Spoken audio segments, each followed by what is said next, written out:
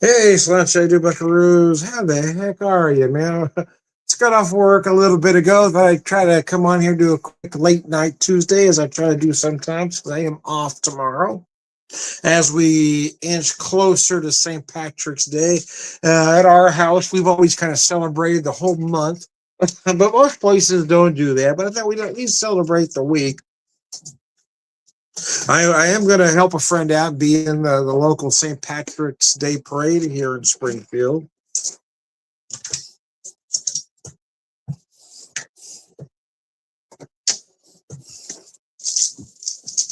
There we go. To make sure that was working, let me set that down here. So we'll do, I don't know how long we're going to go today, but I got to grab a couple of things quickly. I've only got a little bit of Irish whiskey. Actually, a friend had given me this partial bottle, and I've drank a little bit out of it. And I kept meaning to go to the store to pick up some Irish whiskey. I don't know if I'll get a chance tomorrow or not. I probably need to, because I want to have some for this weekend and then actual St. Patrick's Day next Tuesday. But today I'm just going to work with what I have here. So I have the Slane Irish whiskey triple cask. It's an 80 proof Irish. And I'm gonna pour about a shot-ish. It's a full jigger glass, so I don't need to fill it up all the way.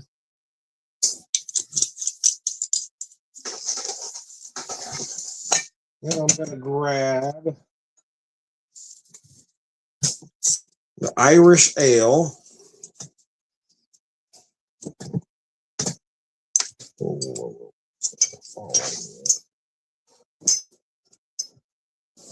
From Banter Brewing.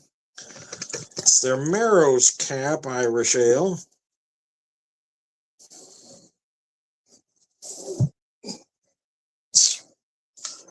We got to clear me some room here. I started, darn it.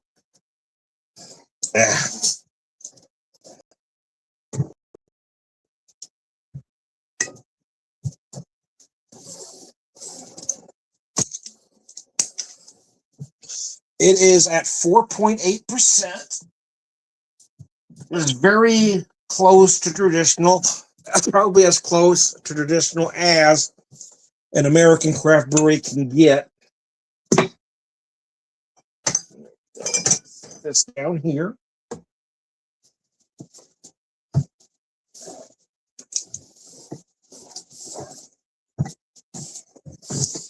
Gonna fill that up a little bit more than I intended. I'm gonna take a little drink out of there. Oh, this Marrow's Cap is very nice. Very malty, very herbal, a little earthy maybe, depending on your taster.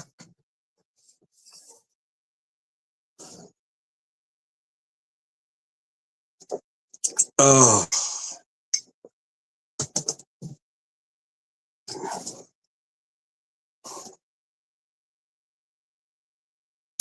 So I'm going to Boilermaker this. We're going to go old school Irish or American Irish, if you will, and sláinte.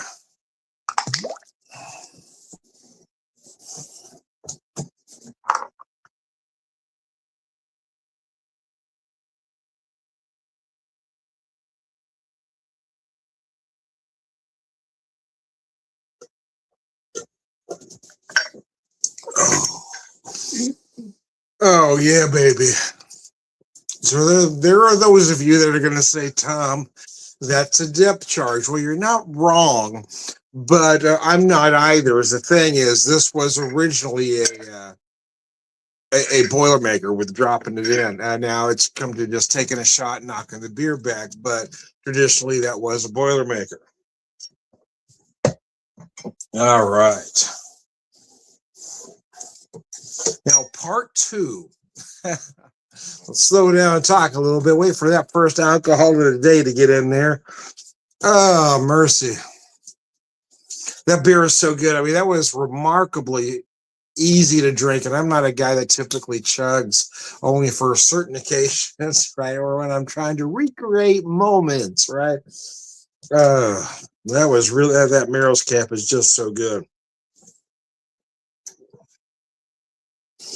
Here I have my very old, I don't know how old this glass is. It's at least, I mean, at the very least, it's 2 decades old, but it may even be older than that. And I know this is a jigger glass as well, so I'm not going to fill it all the way up. I only want about an ounce in there. Probably got a little more than that there. So I'm going to do the same thing with this one. Here I have, again from Banter Brewing, this is their King Brian Irish Stout. And this is one of the very few that I named. They didn't have a name for it when they were getting ready to write it on the board. So I told them to write King Brian for a couple reasons. One of the owners is named Brian, but also Darby O'Gill and the Little People. King Brian is the king of the leprechauns. Now, I didn't think that the reference was that obscure, but apparently I'm the only one that's seen the movie yet. I thought everybody'd seen that movie. I mean, we've always watched it. Watched it with my kids since they were little. I watched it a lot when I was a kid. I just thought everybody knew that movie, but I've had to explain that reference to almost everybody. Anyway, this is the King Brian Irish Stout. And again, I feel like this is as close to traditional as an American craft brewery can get. Other than I wish we had it on a nitro tap, but if we did, I could take it in a growler. But that'd be the only thing that would make that beer better is if we had it on a nitro tap. But it is just absolutely gorgeous. Using my Guinness glass here, and I'm not going to pour it all the way for the purposes of what I want to use that for, but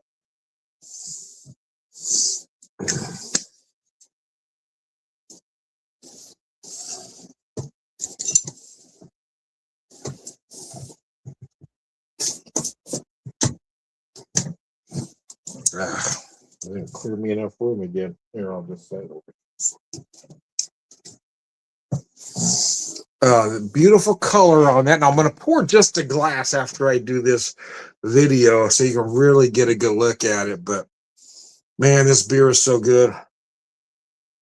You really feel those roasted barley notes. I personally get a lot of dark chocolate on the nose. You may feel some dark roast coffee as well. But I really feel these beautiful malted dark chocolate notes.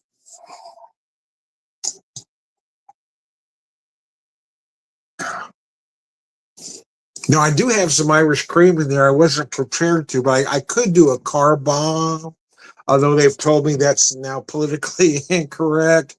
I would rather do just the Boilermaker, right? Because you add the Irish cream, and then you got to pop it, drink it really fast, because it's going to curdle on you. I'd rather just do a full shot of whiskey, but so that's what I'm going to do for you. Actually, I got a little more in there than I wanted. I probably got closer to 1.25 ounces. Anyways, I digress. And Cilantro. Spectacles, testicles, wallet, watch, and let's see.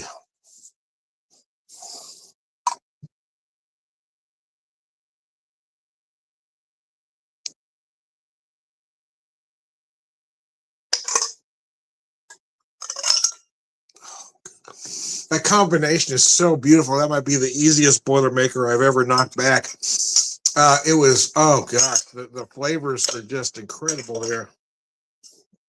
Well, darn it. I was trying to get my glass out of there so I can pour just some of that beer, but I can't get a grip on it. There we go.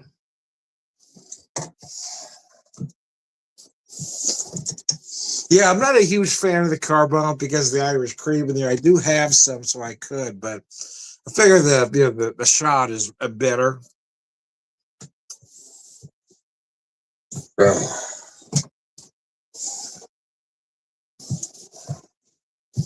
So I'm going to pour me a glass.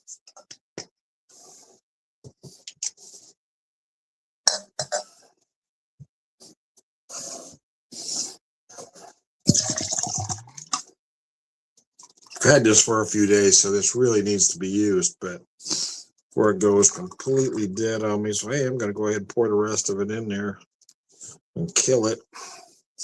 And cilantro.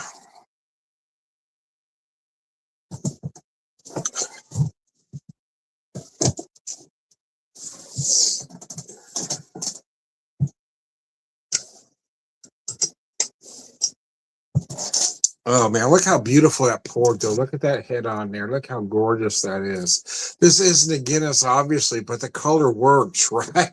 The color works, man. The color plays, baby. The color plays. Anyway, so I'm gonna relax and enjoy this one. Now that I've knocked those two back fast, I've got another product to have with you.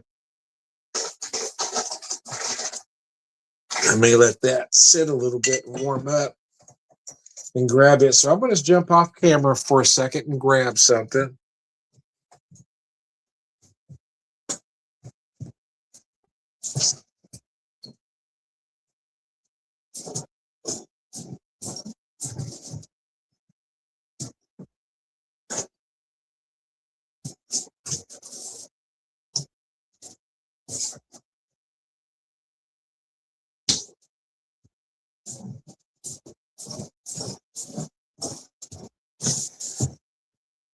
So it has been quite a while since I purchased any Irish whiskey. And if I'd have been thinking, I might have saved some of it. It was so good, I drank all of it. So it's back about, I don't know, October maybe. I ordered some whiskey from, or some products from the Muff Liquor Company. They had a deal for if you bought three, the whiskey, the gin, and the vodka. The shipping was free on it. So I had always intended on ordering again before St. Patrick's Day, but I never got around to it. It's too late now to do that. Because the whiskey was good.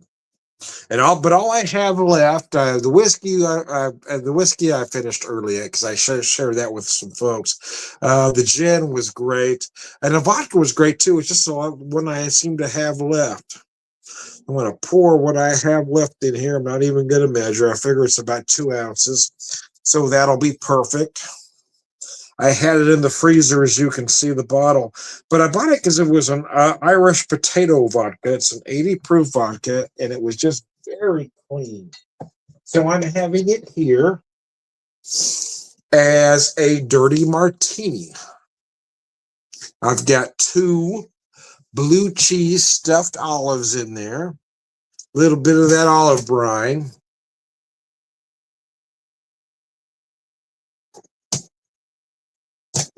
But yeah, that vodka, oh gosh, that's gorgeous. I just don't drink a lot of vodka, but the vodka is so clean. Yeah, that whiskey was nice, but it's a lightly peated whiskey. More of a traditional Irish whiskey. I don't hate the peat, don't get me wrong, but it was very good. And I do intend to order it again. And again, the original plan was to order again before St. Patrick's Day, but things came up and I just wasn't able to do that. Oh, I may try to get to the store tomorrow to get at least 1 bottle of something. So the goal is always, or not the goal, but the plan is always to have, get a moderately priced something I can do the, cocktails and Boilermakers and car bombs with, and then buy 1 decent single malt. Not way up the food chain, but about mid-range, right? Just a nice, enjoyable single malt. But times have been a little tough lately.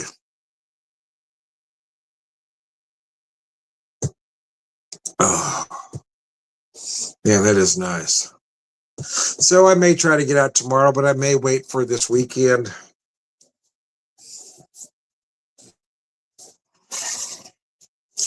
But I've got that parade Saturday, so I really won't have any time to do any shopping whatsoever. So that's the decision I'll have to make tomorrow, is that if I want any Irish whiskey, I'm going to have to get out and go shopping tomorrow. But here's the issue. It's the issue is I never want to go anywhere on my day off. I've gotten really terrible. I mean, there was a time where if I had a day off, man, I was gone. We had to be out doing something. If I had 2 days off in a row, oh my gosh, we had to be out of town. But if I just had one day off, yeah, we were going somewhere. We were going somewhere.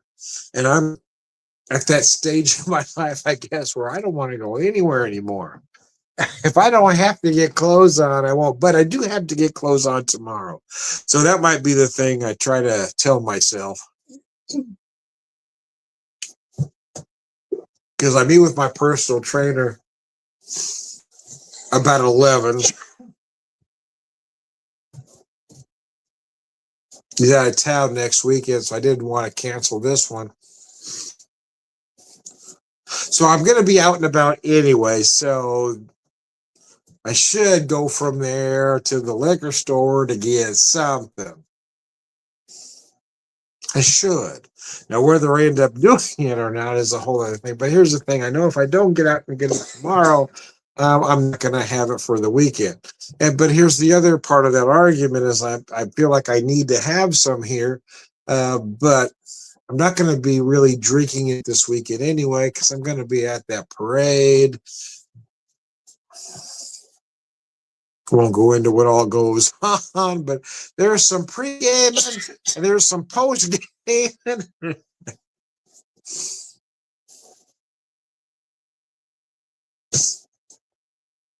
But I probably should. That way I have some here so it's ready for Tuesday. Now I do work Tuesday. In fact, I said it. I always like to arrange to be working on St. Patrick's Day. And it just so happens on Tuesday, so that worked for me because my wife and I like to make a big deal about it. And most of the folks that come in have become almost like family to us anyway at this point. Oh.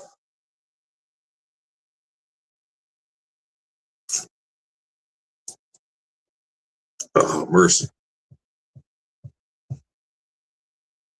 So again, I'm off Wednesday, so I won't be drinking all day long at St. Patrick's Day, as tough as that's going to be since I'm working a brewery, right? But I don't drink when I'm working.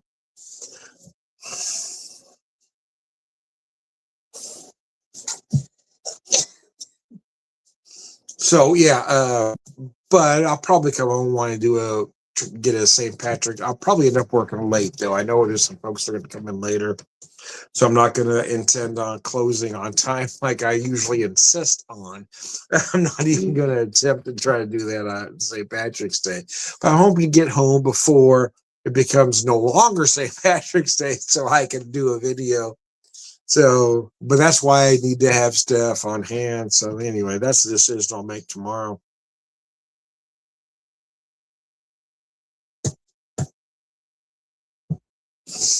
That Irish potato vodka. Let me show you this bottle one more time. This stuff was so good. In fact, all the products. I mean, it does sound like a novelty. I get it. Because that's why I ordered it. If I'm being honest, the Muff Liquor Company. I mean, how can you not love that? And it might be a Gen X thing, right? Because every time I've mentioned it to millennials, anybody millennial, they don't think it's funny. They think it's crude. They think it's crass. But you talk to a Gen Xer, they think it's freaking hilarious because that's how we think. Now, you talk to a millennial, it's crude, it's crass. You talk to a boomer, they say that's just inappropriate or that's wrong. You should so use words like that, Tom. And so it may be a Gen X thing because we think everything is freaking funny. And we're not sure why the rest of you don't. Crass is funny. And well, let me take that back. A lot of things that others think is crass, we don't. We think it's funny. We don't think it's crass.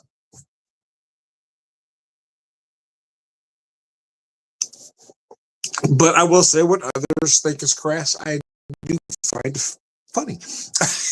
I do seem to find funny. Anyway, I digress. Oh, mercy. I'm starting to feel good now. I didn't have anything to drink before I got home, but after doing those two and this, holy cow, I'm starting to feel good now. I'm starting to, let me rephrase. I'm starting to feel less pain. The old body hurts, man, and you know you've got to make that decision when you get older. You get home, are you going to go for pharmaceuticals or you? So this today I opted for no pharmaceuticals. It goes straight to the liquor because that helps. Does it stop the pain? No, it does not. But after a couple good drinks, you just don't care anymore. Quite frankly, I'm not sure the painkillers stop the pain either. It's kind of that same thing. Yeah, I just don't care now.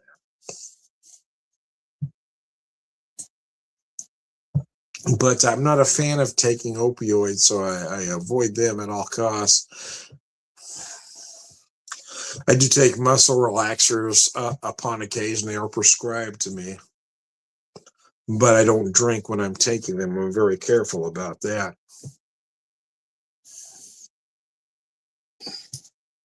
So I have to make that decision, right? You get off work, okay, what are you gonna do, Tom? It's okay, no pharmaceuticals, just alcohol. Anyways, I digress. Oh, yeah. So there's more to that I was as far as getting the Irish whiskey. I mean, you know, do I want to spend the money? I guess. And I think, well, I don't want to, but I feel like I need to have at least something around here for St. Patrick's Day. And I could just buy an inexpensive bottle for this stuff, but I always feel like I love Irish whiskey for one. But over the last couple of years, I've really focused more on a small distillery, small American distillery. So I've been drinking a lot of, and I've really fell in love with craft bourbon, but even more so rye. I've really been into rye, especially over the last year. I find myself buying more rye than bourbon. But there was a time I mean, there was a period, probably from mid 30s to about mid 40s where I was buying almost nothing but Irish whiskey and mostly single malt. That was my thing.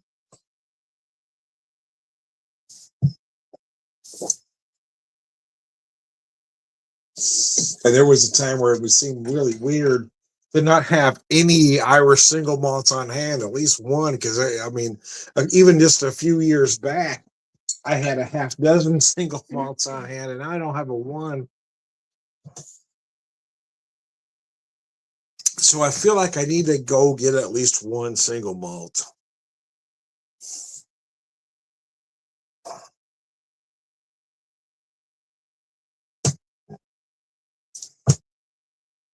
Oh, mercy. That really is a nice stout. That's a beautiful stout. I purposely set that aside to drink that cocktail because I want it to warm up a little bit. Because you don't need a stout very cold.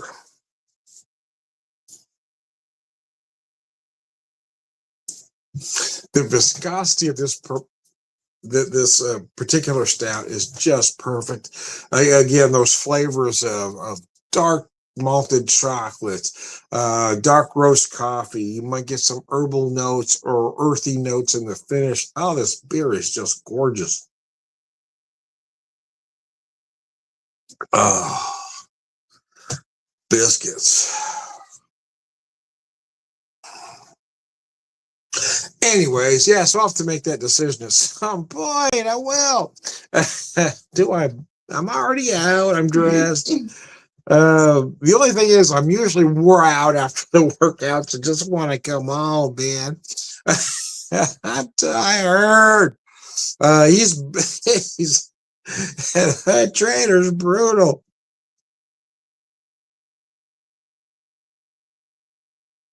It's like being trained by a muscular Mr. Rogers, right? He's like the nicest guy possible, but he gets you to do things and you finish the workout, you're going, holy crap, this isn't good.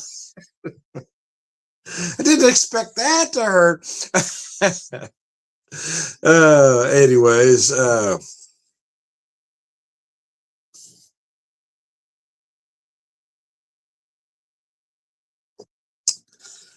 Anyways, I digress. I do need to wrap this up, though, as I ran just a little bit longer than I intended,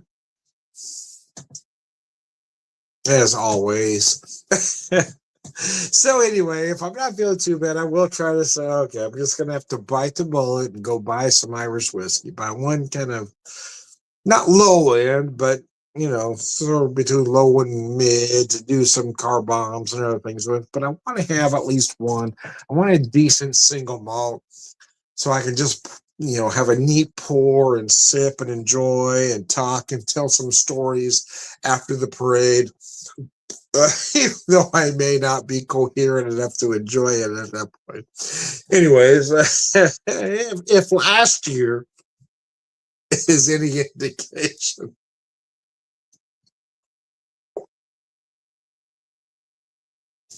so I had never done the parade before. I'm not a parade guy. I'm really not. But a friend wanted me to be part of it last year.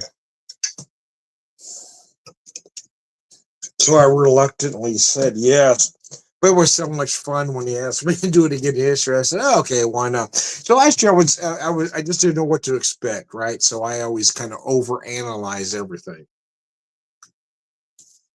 So I was a little worried. But now, not that I'm friends with the other folks there, but now that I met most of them last year, so I'm not going to be, I'm not going to really worry about it this year.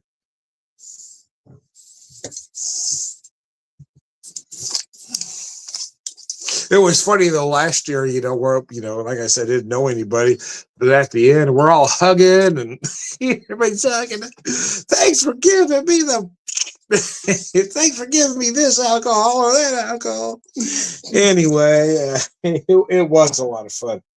And the friend that invited me is just a really good guy. Anyway, I've gotten to know him and his wife real well over the last couple of years. The funny thing is, we've actually known each other for a lot of years, but we didn't really, I wouldn't say we were friends. We're more friendly, acquaintances, I guess. We were see each other at different places and shake hands and talk, but we were always friends of friends, right? I knew folks that knew him, he knew folks that knew me, kind of thing. So anyways, I'll keep you posted. We don't care anymore, Tom. So one last Boilermaker with you. Here's the Slane, here's the King Brian, and Slunch it.